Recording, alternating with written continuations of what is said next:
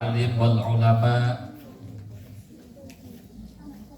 wabil khusus kepada beliau Ketua Umum Yayasan Pendidikan Ihsaniyat, beliau Buya Dr. Ahmad Zaki GF MH, yang senantiasa kami taati, kami muliakan.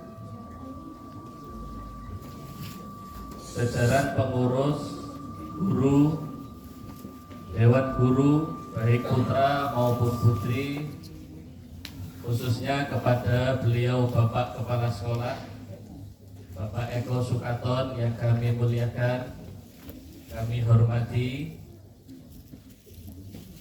adik-adik, siswa-siswi MTS Ihsaniyat, yang kalau dilihat dari wajahnya ini, kalau yang laki-laki tampan-tampan semua, insya Allah menjadi orang-orang yang sukses. Kalau yang perempuan, alhamdulillah dilihat ini juga cantik-cantik. Insya Allah akan menjadi orang yang sukses.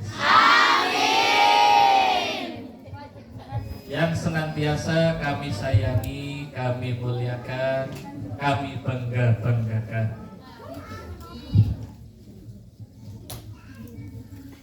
Untuk uraian tahmid tasyakur bihadratillah, sholawat serta salam ke pangkuan beliau Rasulullah Muhammad sallallahu alaihi wasallam, salam ikraman wa ta'ziman wa mahabbatan kepada beliau fi hadzal zaman wa a'wanihi wa sairi awliyaillah. Kami makmum pembicara terdahulu.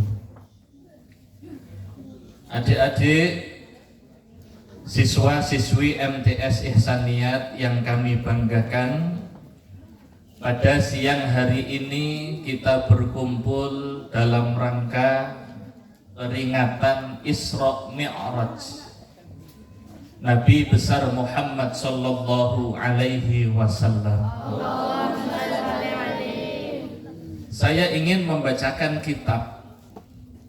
Kitabnya namanya Kitab Nuruddaulah, yang dikarang oleh Syekh Nawawi Al-Bantani, yang mana kitab ini mensyarahi, menjelaskan kitab Aqidatul Awam.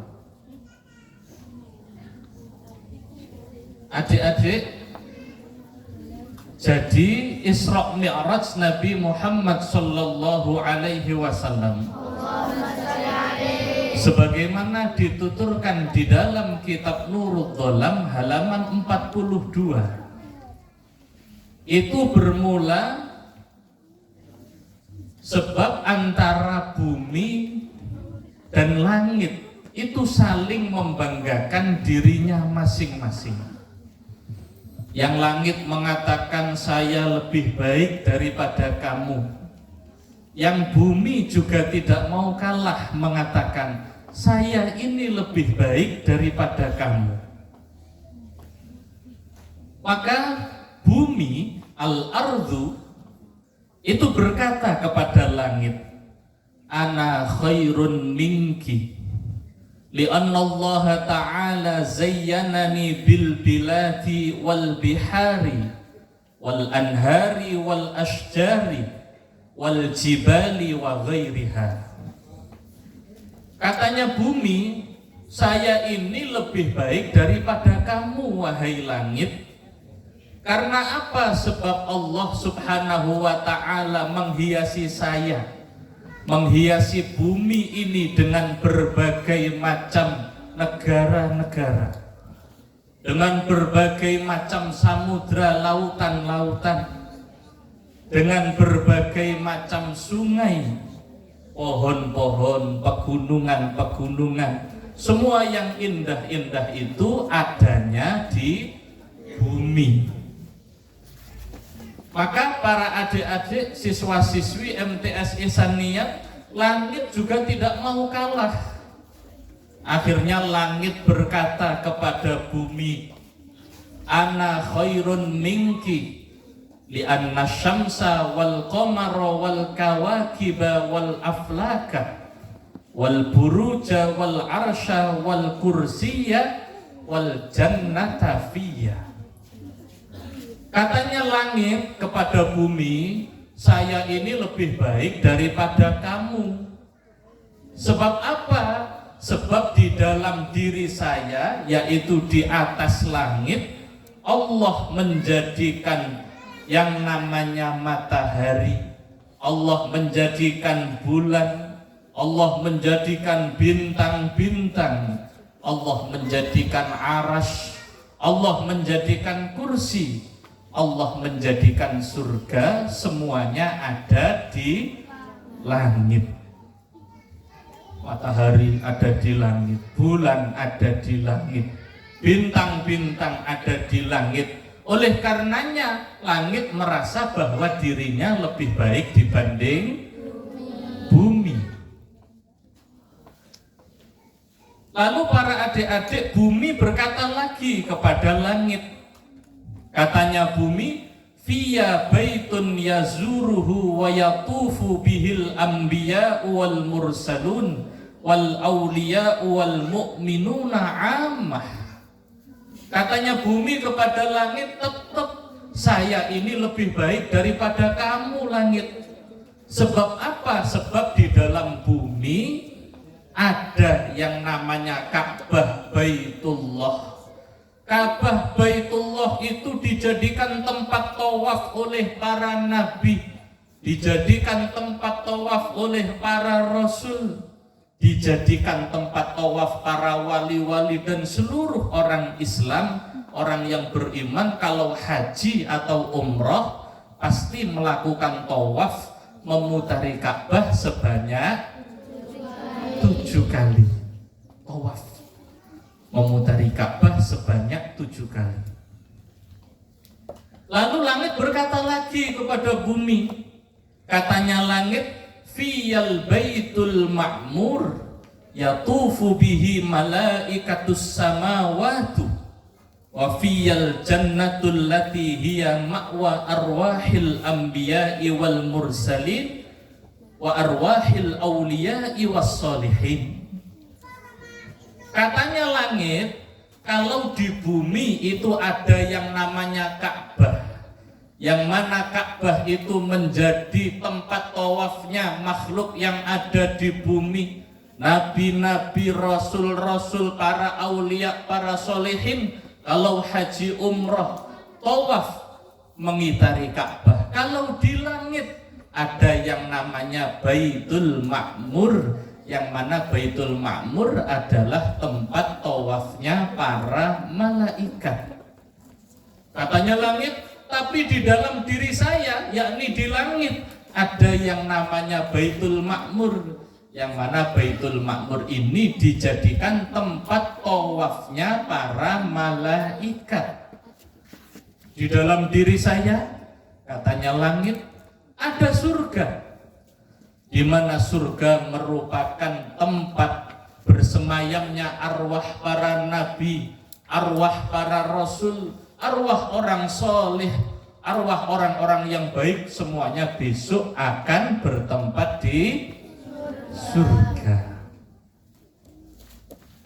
Maka pada akhirnya para adik-adik siswa-siswi MTS Ihsaniyah, bumi ini memberikan jawaban yang tidak bisa dijawab oleh langit.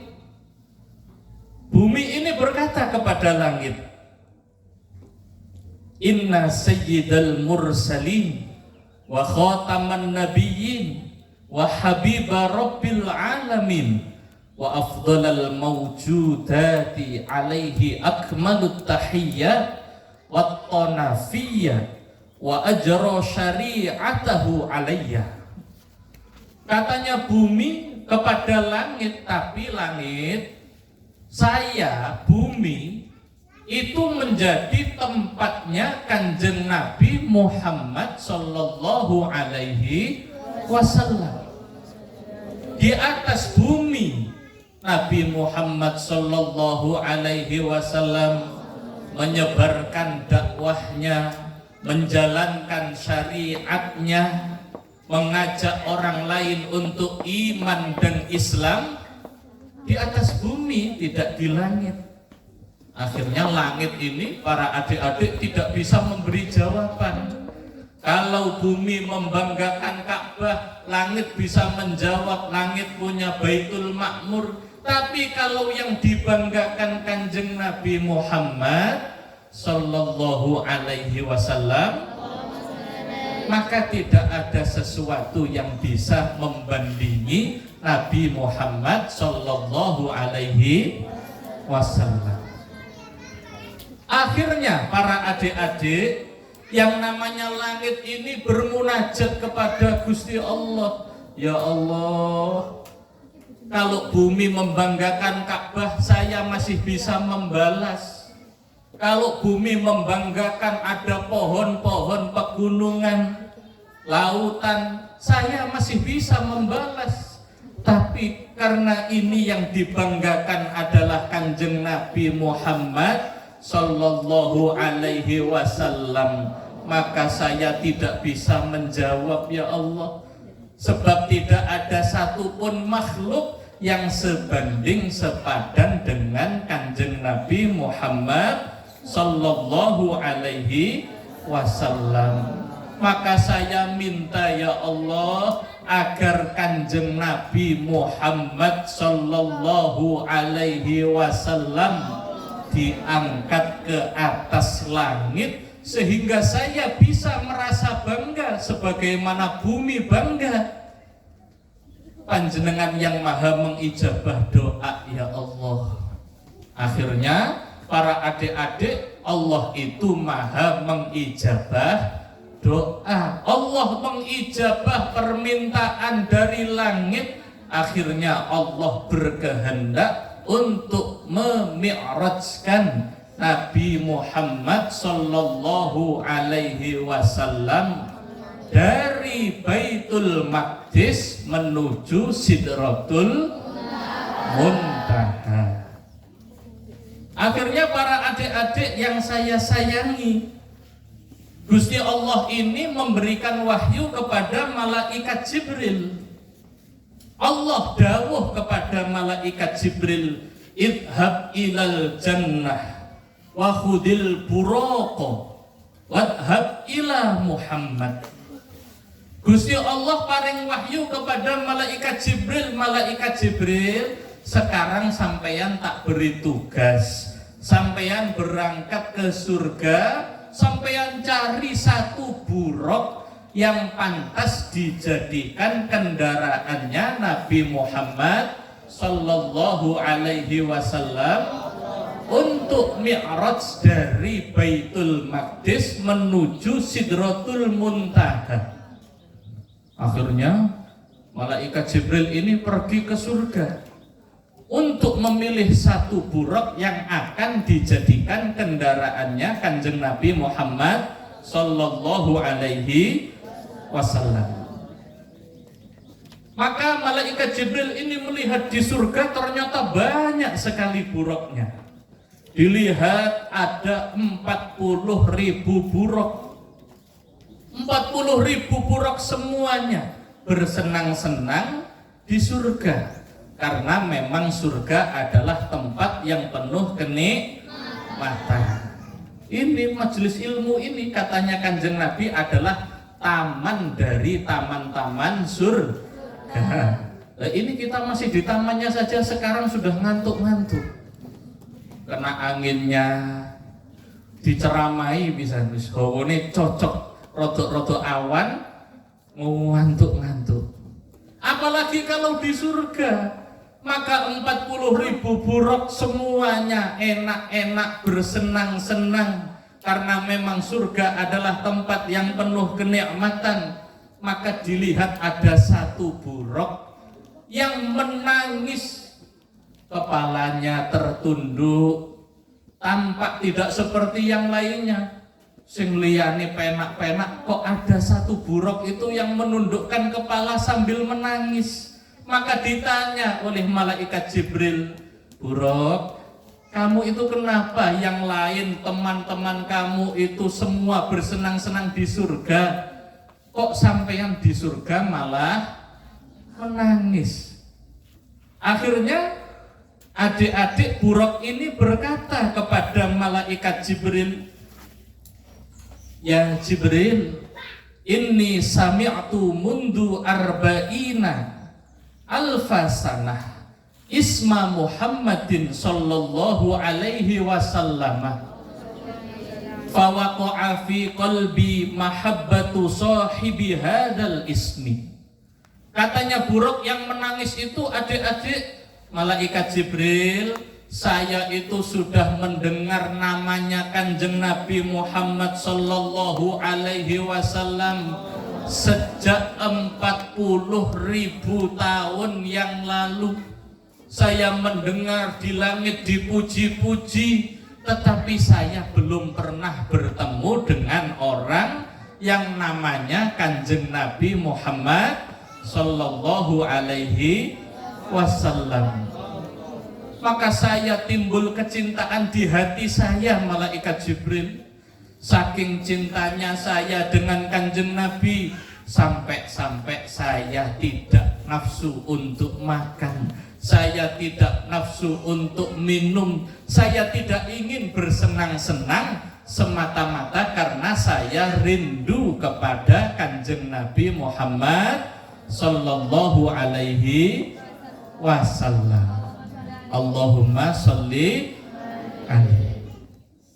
Akhirnya malaikat Jibril ketemu, oh ini adalah Buraq yang cocok untuk dijadikan kendaraan Nabi Muhammad sallallahu alaihi wasallam. Akhirnya dibawa Buraq ini kepada Kanjeng Nabi Muhammad semata-mata karena cintanya, karena rindunya, karena sayangnya Buraq ini kepada Kanjeng Nabi Muhammad sallallahu alaihi wasallam. Maka para adik-adik yang saya sayangi, kesimpulan cerita itu apa? Kesimpulannya apa?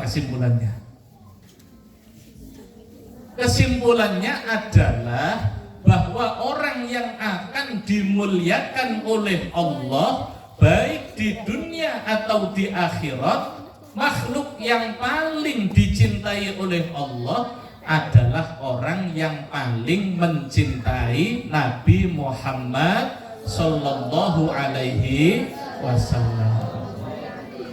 Buraq ini yang menangis ini diajak malaikat Jibril untuk sowan kepada Kanjeng Nabi, dijadikan kendaraan Kanjeng Nabi semata-mata karena cintanya. Maka kesimpulannya, kita orang yang banyak dosanya ini, orang yang banyak salahnya ini, bisa menjadi makhluk yang dicintai oleh Allah jika kita mencintai Rasulullah Muhammad sallallahu alaihi wasallam. Oleh karenanya itu para adik-adik semua, kita wajib berusaha untuk mencintai Kanjeng Nabi Muhammad sallallahu alaihi wasallam. Kalau kita mencintai Kanjeng Nabi, maka siapapun kita, baik kita anaknya petani, baik kita anaknya nelayan, baik kita anaknya pedagang, anaknya siapapun, suka atau tidak suka, maka kita pasti akan diangkat derajatnya oleh Allah Subhanahu wa ta'ala. Nah, sekarang pertanyaannya, kalau saya tanya kepada sampeyan semua ini, bagaimana caranya kita mencintai Rasulullah Muhammad sallallahu alaihi wasallam? Bagaimana? Membaca sholawat. Bagaimana? Selain membaca sholawat, apa? Cinta Rasul. Ada lagi? Apa? Meniru dan meneladani sifat-sifatnya. Itu jawabannya benar semua. Tetapi saya ingin menjelaskan 3 hal secara singkat.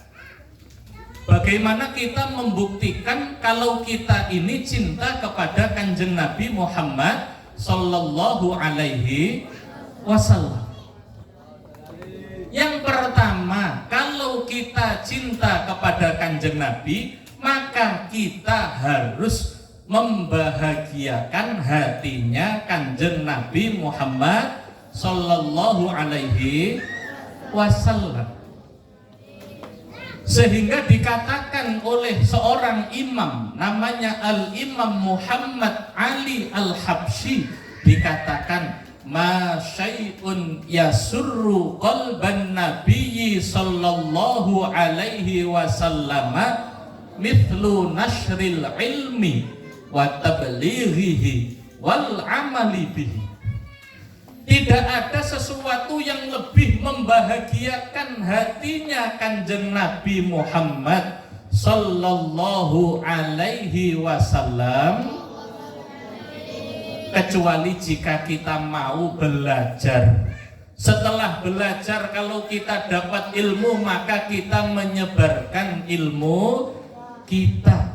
Kita menyampaikan ilmu kita kepada orang lain, kita mengamalkan ilmu kita. Maka cara pertama untuk membuktikan cinta kita kepada Kanjeng Nabi adalah dengan cara sregep belajar, sregep sekolah, yo sregep ngaji.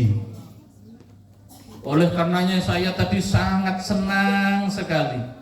Kalau saya tadi andaikan bawa uang, itu mesti mangsing juara-juara tak sangoni. Tapi saya tidak bawa uang, bawanya jas ini. Masa jasnya saya lepas? Kok aku bawa duit mang tak suangoni, temen. Sebab saya sangat bangga sekali ada adik-adik siswa-siswi MTS Ihsaniyah yang berprestasi di dalam bidang akademiknya.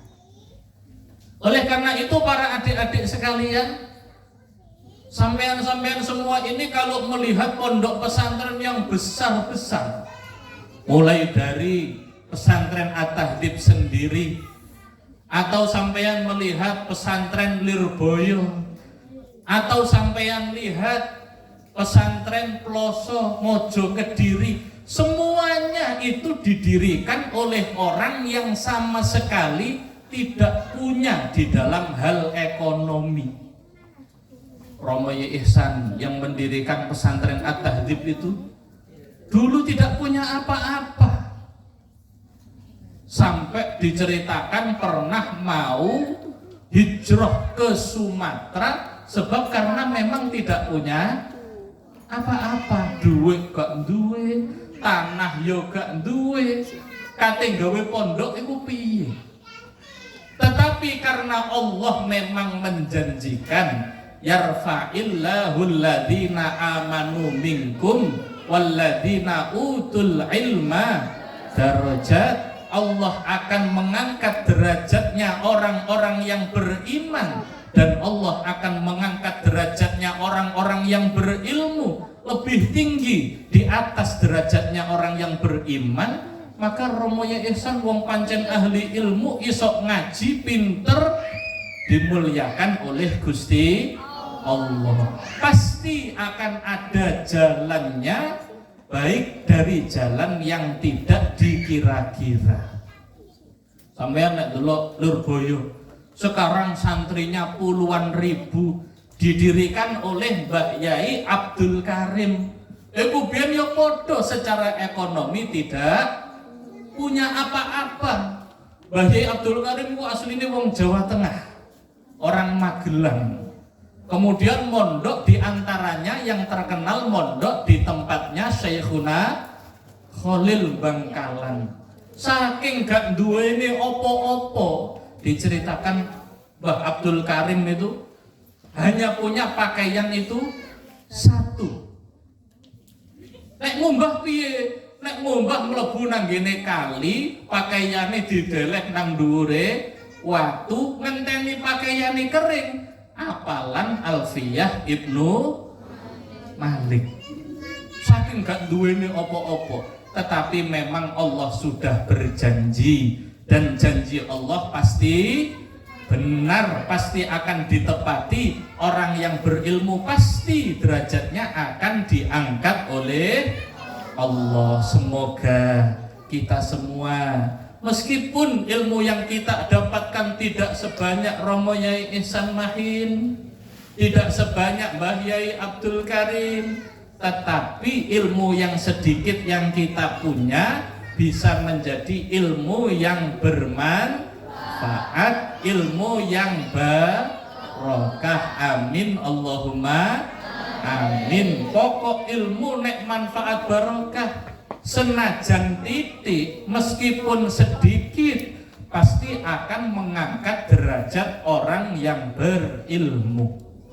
Nah, ini kangkangnya semua ini kan mantan anak asuhnya Kang Wahyu Riau itu, kenal ya?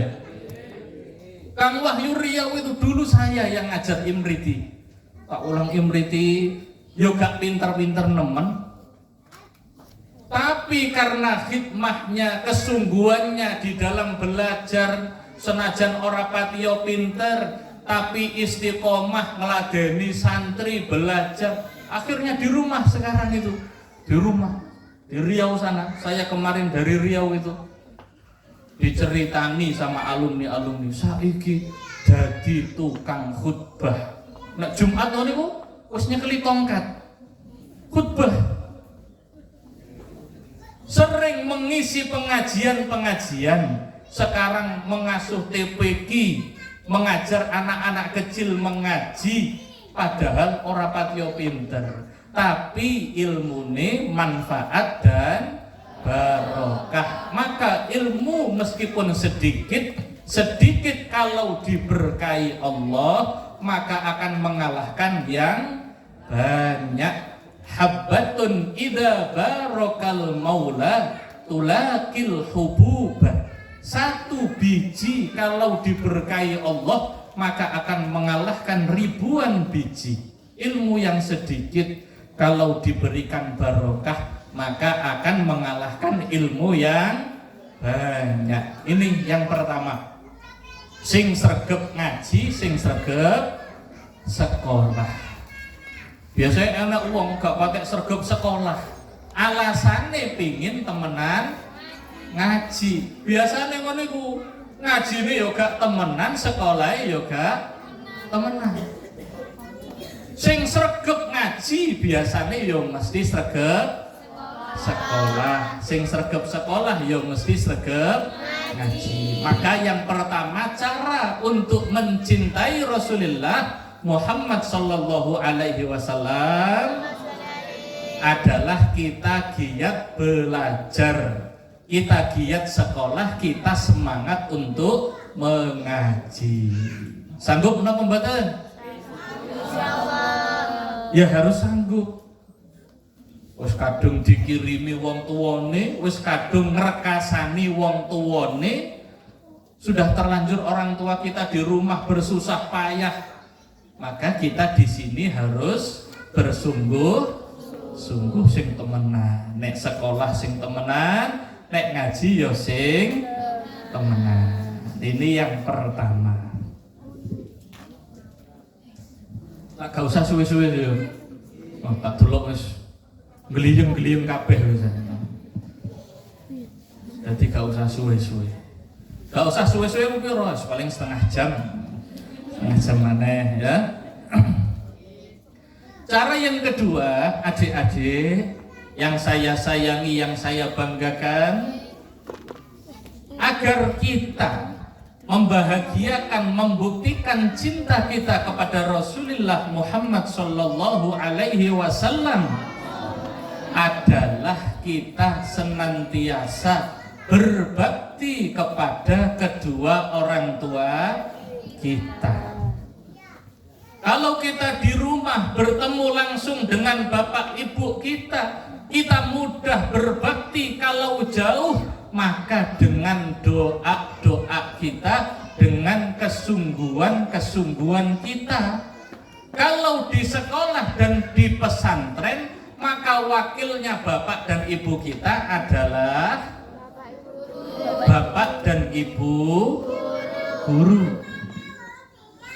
Maka bapak dan ibu guru ini wajib untuk kita hormati, sebagaimana kita hormat kepada bapak dan ibu kandung kita.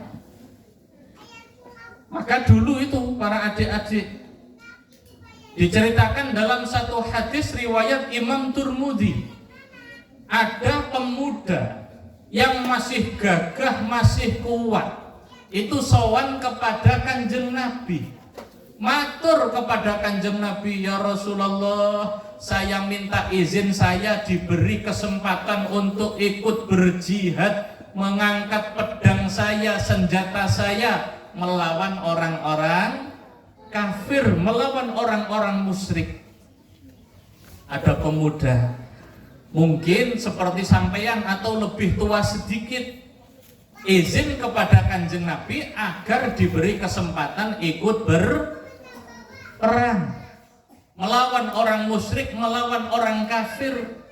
Tapi para adik-adik, Kanjeng Nabi tidak mengizini. Kanjeng Nabi justru bertanya, alaka walidani, wahai pemuda, apakah kamu masih punya ayah? Apakah kamu masih punya ibu? Dijawab, na'am, nggih Kanjeng Nabi, saya masih punya ayah dan ibu. Maka dawuhnya Kanjeng Nabi Muhammad sallallahu alaihi wasallam kepada pemuda itu, fafihima fajahid. Kalau begitu wahai pemuda, jihad kamu bukan di medan perang dengan mengangkat pedang, mengangkat senjata, tapi jihad kamu adalah dengan cara berbakti kepada kedua orang tua. Maka para adik-adik, kita harus bertekad di dalam hati ini, kita harus bisa menjadi anak yang akan dibanggakan ayah dan ibu kita. Jangan justru menjadi anak yang menyusahkan bapak dan ibu kita. Bapak dan ibu kita itu sudah banyak pengorbanannya. Maka di dalam kitab itu namanya Zahratut Tafasir, kitab tafsir yang dikarang oleh Al-Imam Muhammad Abu Zahra. Di dalam kitab itu diceritakan, dulu itu ada pemuda datang kepada Kanjeng Nabi. Pemuda ini matur kepada Kanjeng Nabi, Kanjeng Nabi, bapak kula niki remenane nyuwun yatra kula. Padahal kula niku nggih gadah anak, gadah bojo, tapi bapak kula nek gadah kebutuhan nyuwune ten kula Kanjeng Nabi. Akhirnya bapaknya pemuda ini dipanggil oleh Kanjeng Nabi. Setelah datang, ternyata yang datang adalah orang bapak-bapak yang sudah tua renta, sambil memegang tongkat, untuk berjalan saja sudah susah. Wis kaboten kate mlaku, nek mlaku karo nggawa tongkat. Akhirnya ditangleti karo Kanjeng Nabi, Pak, sanjange putra jenengan, jenengan niki senengane nyuwun kebutuhan-kebutuhan jenengan ten putrane jenengan. Lah niku pripun kejelasane? Kata bapaknya adik-adik, kata bapaknya, innahu kana dha'ifan wa ana qawiyyun wa faqiran wa ana ghaniyun fakuntu la amna'uhu syai'an min mali. Kata bapaknya, Kanjeng Nabi, dulu waktu saya masih muda, saya masih kuat, anak saya ini masih lemah, tidak bisa apa-apa. Yang menjaga anak saya itu saya, Kanjeng Nabi. Kalau ada apa-apa, ya mintanya kepada saya. Kalau butuh apa-apa, bilangnya ya kepada saya. Dulu saya masih muda Kanjeng Nabi. Waktu saya masih kuat bekerja, uang saya banyak, anak saya masih kecil, tidak bisa mencari uang. Itu kalau mau beli mainan, itu yang mintanya kepada saya. Kalau ingin beli baju, sampean semua ini minta uang ya kepada orang tua. Tapi saya tidak pernah Kanjeng Nabi sedikit pun, kalau anak saya ingin sesuatu selama saya mampu dan saya pandang itu adalah hal yang baik, pasti saya berikan. Sampai ini jual lu opo ae. Jaluk HP ya lu dituruti karo bapak karo ibu wis gak apa-apa, sing penting wayahe ngaji, wayahe sekolah, nang omah ditinggal HP ini. Tapi sekarang Kanjeng Nabi, anak saya sudah kuat, sudah dewasa. Saya sekarang yang sudah tua, tidak memiliki kekuatan. Sekarang anak saya masih muda, pintar mencari uang.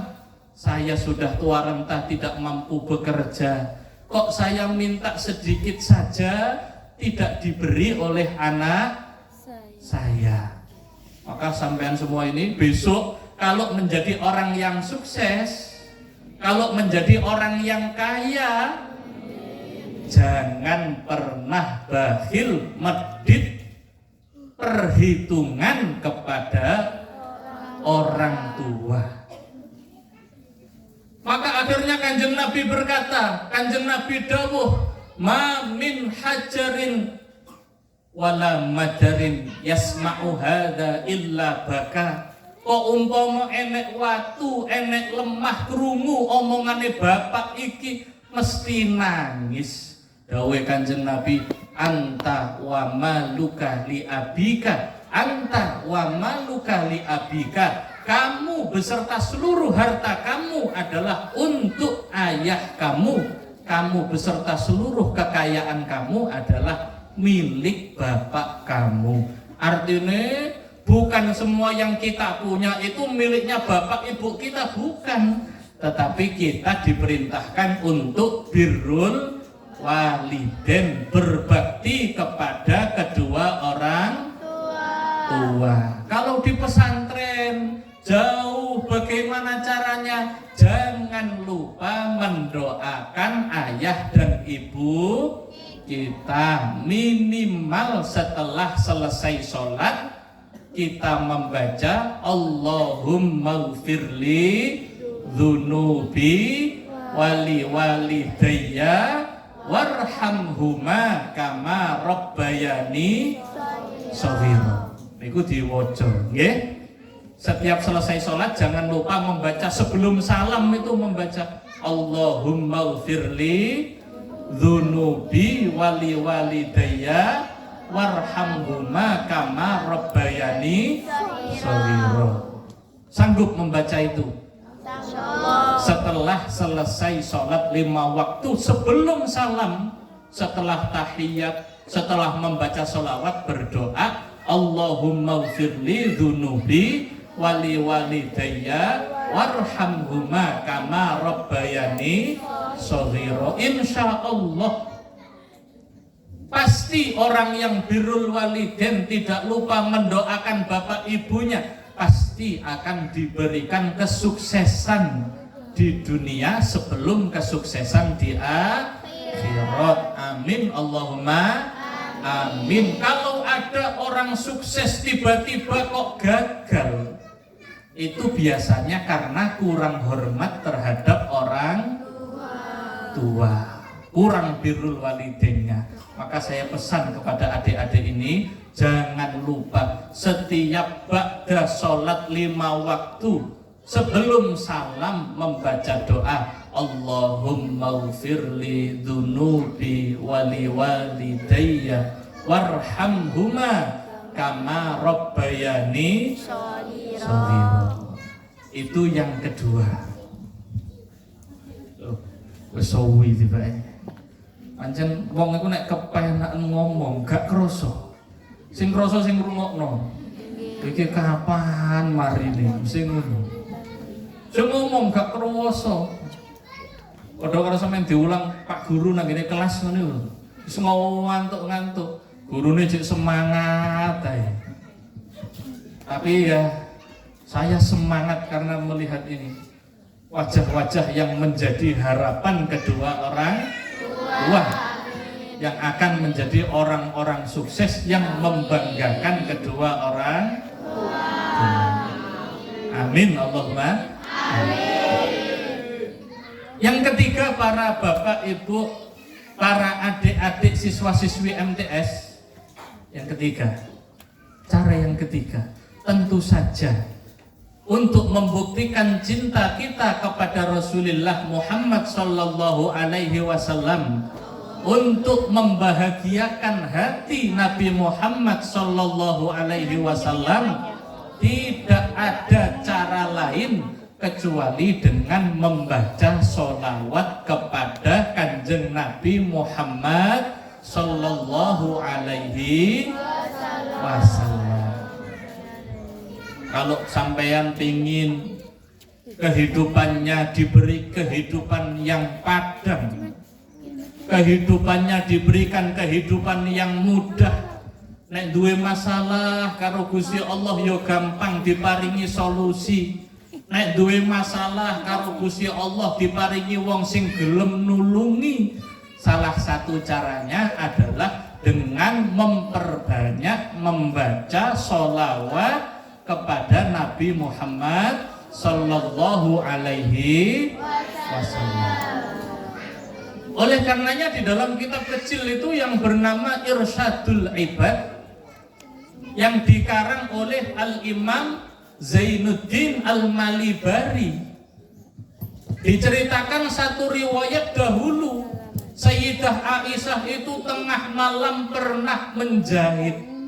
Wong pancen zaman biyen durung enek sing jenenge listrik, tidak ada lampu. Maka lampu yang digunakan itu obrik disumet karo korek. Itu yang dijadikan penerang. Maka di malam yang gelap tiba-tiba lampu yang dijadikan penerang itu mati. Wong pancen nang Arab kono angine bawanter nang padang pasir, mati. Maka jarum yang digunakan menjahit oleh Sayyidah Aisyah jatuh. Enek dom roto. Goleki peteng-peteng yo ora ketok. Dicari tidak ketemu, dicari tidak ketemu. Akhirnya Kanjeng Nabi masuk. Maka saat itu Sayyidah Aisyah langsung menemukan jarum yang dicari. Karena Kanjeng Nabi adalah nur, cahaya, maka sering kita mendengar kullu baitin anta sakinuhu laisa muhtajan ila suruji. Kalau ada rumah kok dipanggeni Kanjeng Nabi, maka tidak perlu rumah itu, tidak perlu ada lampu. Untuk meneranginya cukup dengan adanya Kanjeng Nabi Muhammad sallallahu alaihi wasallam. Akhirnya Sayyidah Aisyah matur kepada Kanjeng Nabi, Kanjeng Nabi, ma adwa'a wajhaka ya Rasulullah. Wajah panjenengan kok padangi kados ngoten Kanjeng Nabi. Dawuhnya Kanjeng Nabi, wailun liman la yaroni. Orang yang cilaka adalah orang yang tidak melihat wajah saya. Ditangleti karo Sayyidah Aisyah, lan napa wonten Kanjeng Nabi umate panjenengan nggih tiyang Islam, nggih tiyang iman, tapi benjing boten saged ningali wajah jenengan. Dawuh Kanjeng Nabi ada, yaitu al-bakhil, orang yang pelit. Siapa orang yang pelit? Alladzi la yusalli alayya idza sami'a bismi.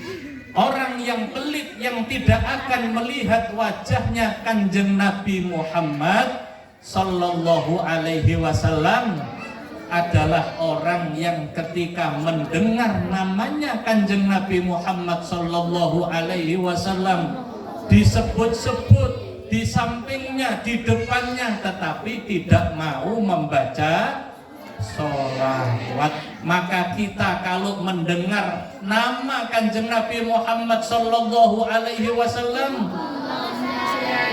wajib hukumnya untuk kita membaca sholawat.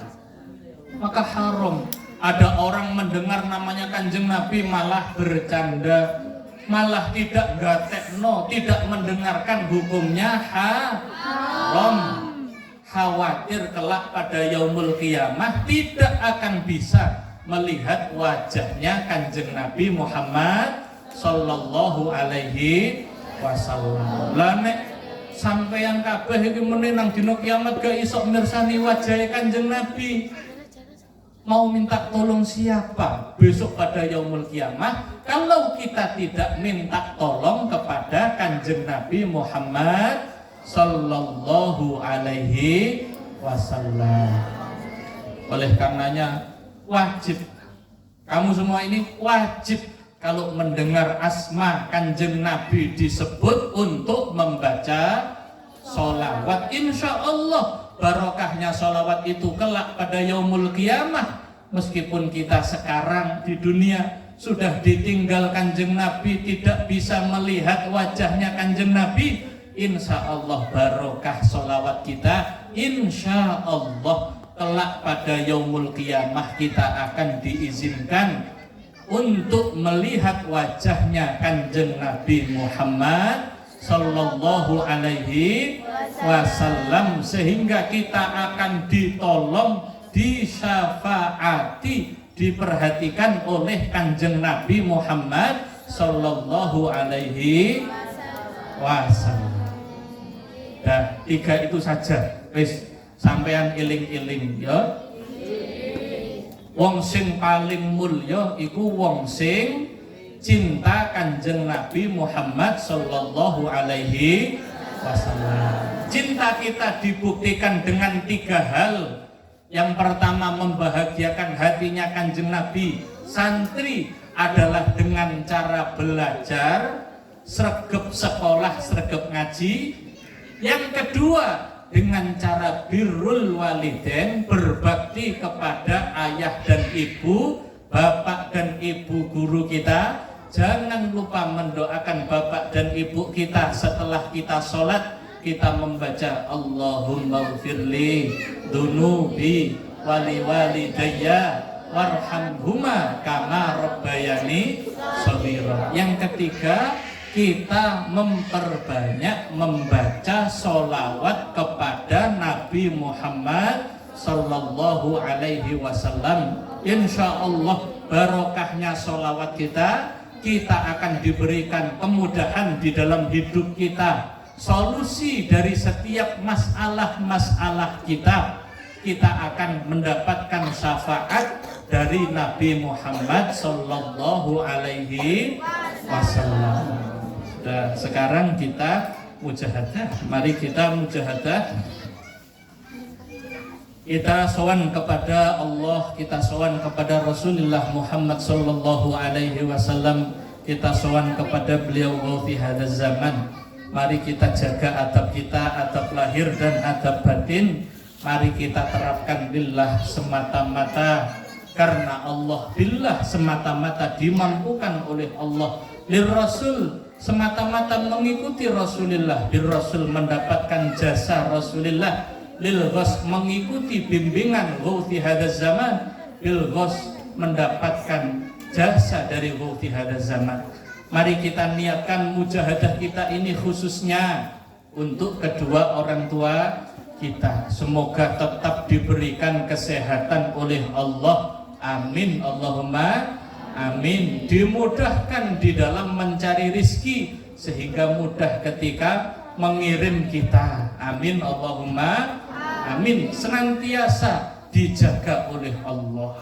Mari kita hadiahkan kepada Bapak Ibu guru kita, diri kita pribadi masing-masing. Semoga proses belajar mengajar kita dimudahkan oleh Allah Subhanahu wa ta'ala. Kita diberikan ilmu yang manfaat, ilmu yang barokah untuk diri kita, orang tua kita, masyarakat kita, ilmu yang akan menjadikan sebab kita dimuliakan oleh Allah di dunia dan di akhirat. Amin Allahumma amin. Al-Fatihah. A'udzubillahi minasyaitonir rajim.